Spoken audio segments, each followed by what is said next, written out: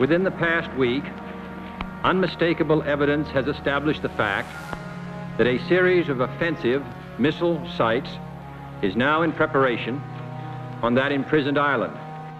All in the span of 13 short days, World War III could have begun, and the lives of Americans, Cubans, and Soviets could have been destroyed. During the Cold War, Berlin was split into 4 sectors, one for each country of America, Britain, France, and Russia. East Berlin was primarily aided by the Soviets and West Berlin by the United States.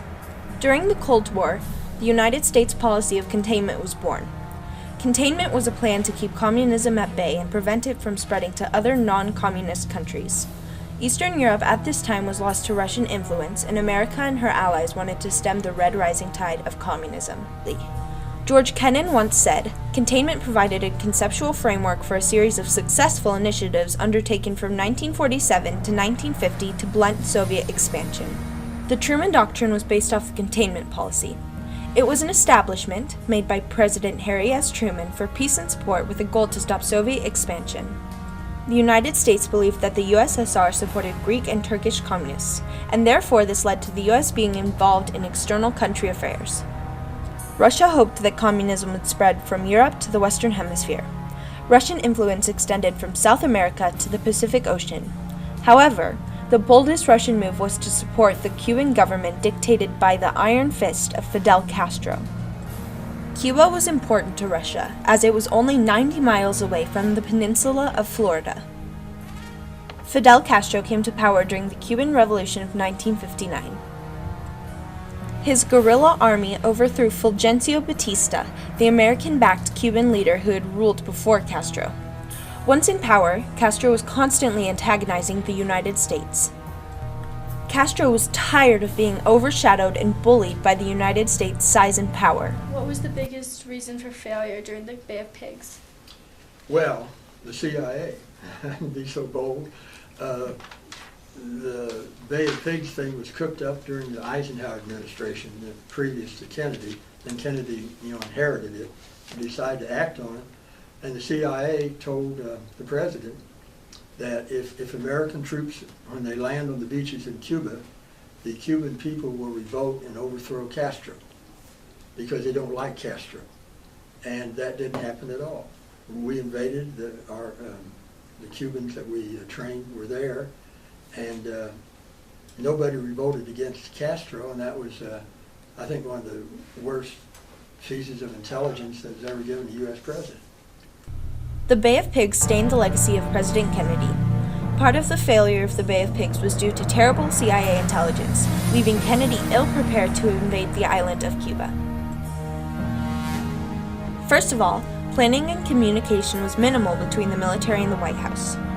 There was disaster before the United States boats reached the shore, as the invasion was not a surprise, and they were hit with heavy fire as soon as they reached the Cuban shoreline. Information had leaked and caused Castro to receive intelligence about the attack. Castro got wind of the plan and moved his air force into bunkers so they couldn't be damaged by America's attack. American-trained Cuban exiles were met by Cuban troops in airplanes that received information from Castro. The U.S. was unprepared and hadn't done enough research on some very important factors in their attack. For example, bad weather in Cuba led to having to use waterlogged equipment during the attack. The United States did not provide enough air cover for the invasion, and the hope that Cuban residents would revolt against Castro and aid the U.S. exiles in the invasion failed. U.S. air cover also arrived late, bringing no support for the soldiers already on the beach.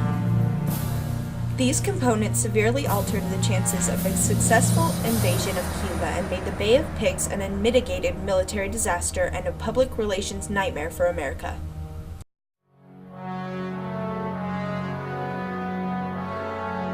A different one of Kennedy's failures includes how he dealt with Soviet leader Nikita Khrushchev.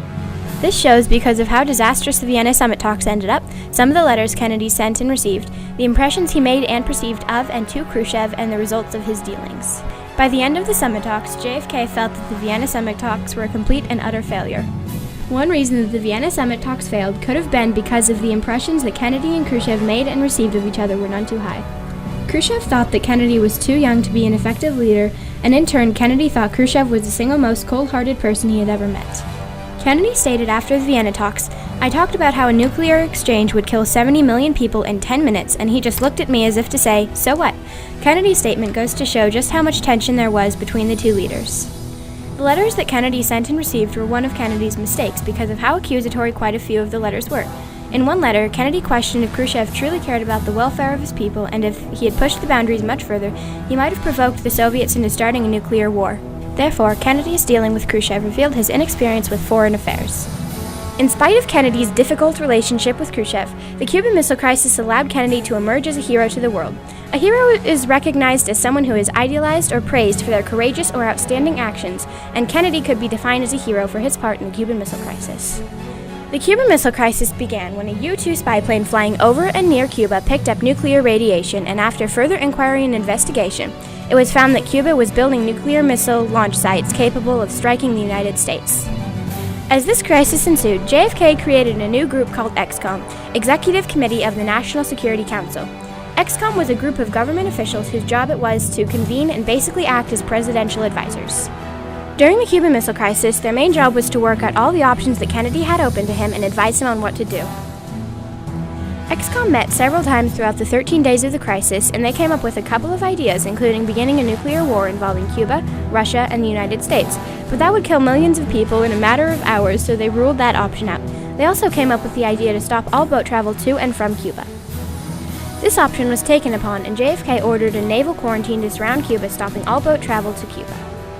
Kennedy was heroic in choosing that option because had he ordered further attacks or any other violent solution, hundreds of millions of people would have died, and he protected his country and other countries from mass destruction by the naval quarantine, which was justified by the containment policy that prevented the spread of communism out of the Eastern Hemisphere, and that was what the quarantine was for.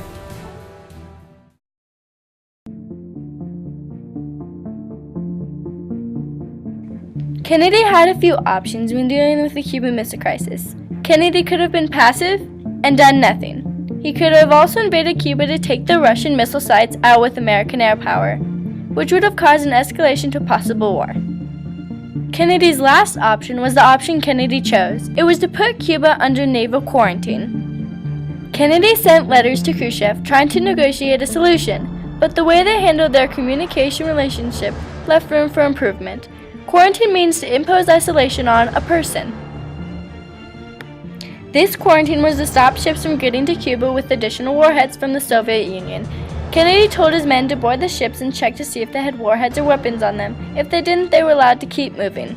The quarantine didn't end when the Cuban Missile Crisis ended. Kennedy kept the quarantine until the Soviets agreed to remove their Il-28 bombers from Cuba. The Soviets removed the bombers in 1962. Kennedy, to most people, was a hero during his presidency. People admired him for his leadership and willing to take risks to save lives. People also thought he could change the nation and world. Martin Luther King Jr. once said, "We mourned a man who became the pride of the nation." After the Cuban Missile Crisis was over, there was an important event that occurred. The event was when the United States had to take the missiles out of Turkey. This was done because of an agreement Khrushchev and Kennedy made. This agreement stated that Khrushchev agreed to take the missiles out of Cuba and that the U.S. would take their missiles out of Turkey. After the Cuban Missile Crisis ended, the relationship between the countries had changed. Russia and America were not too friendly after the near disaster. The relationship was even worse and even less trusting. Cuba and the U.S. have a formal relationship today and have open trade and travel with each other. The choices Khrushchev made during the Cuban Missile Crisis backfired on him in the end. Khrushchev's hardliners were absolutely appalled by his decision to withdraw the weapons from Cuba. A few years later, in 1964, Khrushchev was removed from his leadership by Brezhnev and Kozygin. Brezhnev and Kozygin also wanted to strengthen the Soviet Union militarily without Khrushchev getting in their way. One invention during the Cuban Missile Crisis was the hotline. The hotline directly connects the Pentagon to the Kremlin. It was the way of communication during the Cuban Missile Crisis, but was mainly just letters. These were slow and took a lot of time to get from Russia to America. Many people thought, and still think, that if there was a faster method than letters as communication, the crisis might have been solved sooner. To sum up the importance of the Cuban Missile Crisis is America became aware of how fast war could break out and how fast the world can escalate into chaos.